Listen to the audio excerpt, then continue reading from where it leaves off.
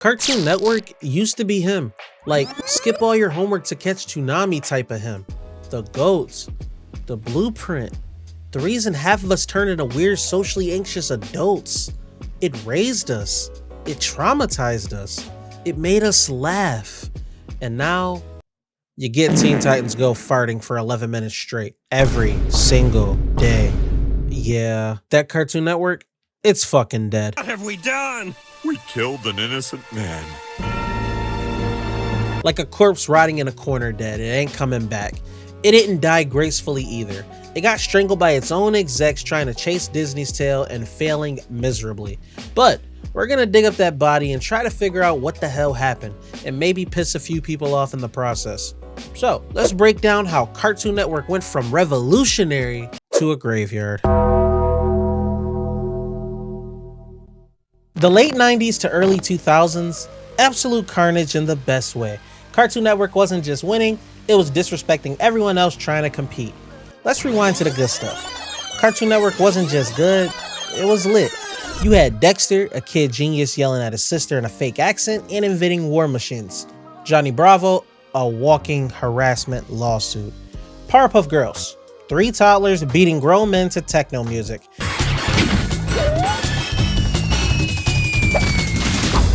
Courage the Cowardly Dog, literally in hell once a week facing demons, aliens, and suffering from emotional damage, all while his owners did jack shit.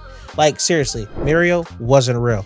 And Ed, and Eddie, those kids were on something. That show felt like a fever dream and a breakdown all at the same time. But it worked, all of it. Because Cartoon Network wasn't trying to be safe. They were letting animators be weird, unhinged, and occasionally horrifying. They gave creators actual freedom. Something you'll never see again now that every show has to pass 6 board meetings and a TikTok check. And the bumpers, bro. Like actual bumpers. Those weird little sketches between shows where random cartoon characters would roast each other. God tier. It felt like all the characters lived in one weird ass world where Samurai Jack and Mojo Jojo could argue in a diner. That was literally soul. Look, I'm losing my voice talking about it. That was the magic. This era, untouchable. But you don't get that anymore.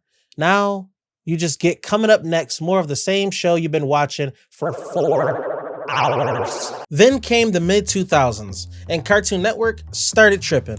Suddenly, it wanted to be Disney Channel, but without the budget, charm, or clue what the fuck it was doing. Shows started ending, the creators bounced, and the people in charge were like, what if we completely changed everything that was working? And thus, the live action era was born.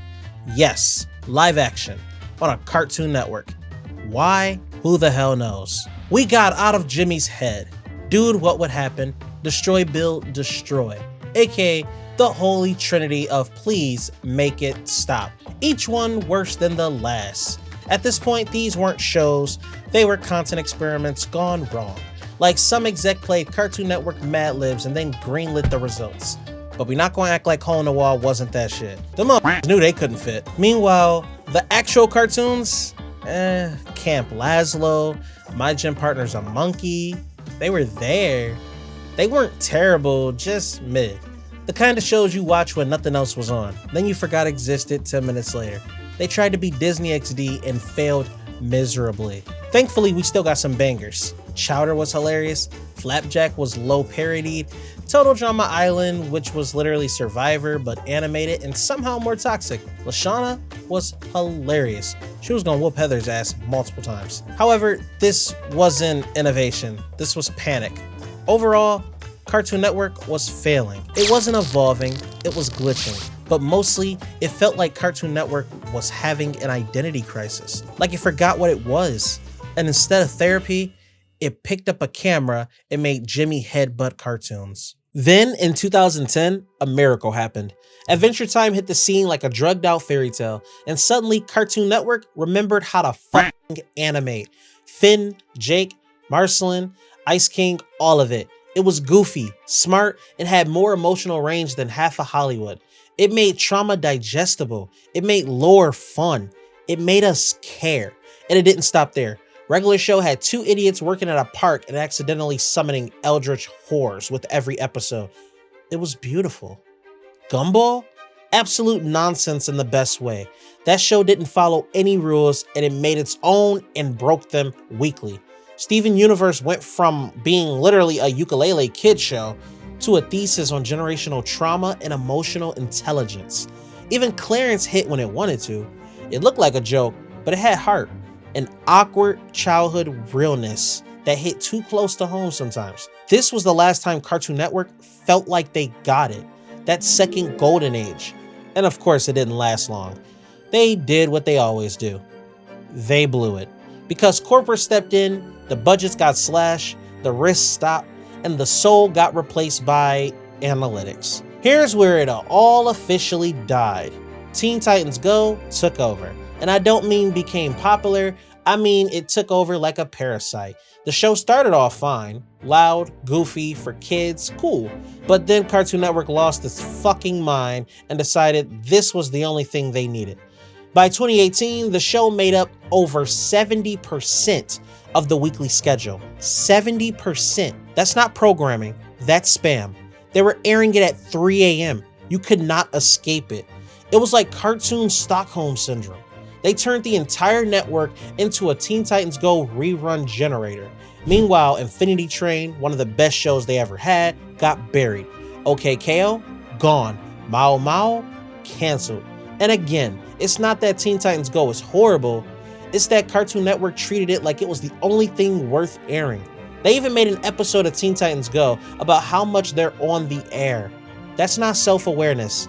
That's the network giving us the finger and laughing. Cartoon Network stopped being a Cartoon Network and it became a meme of itself.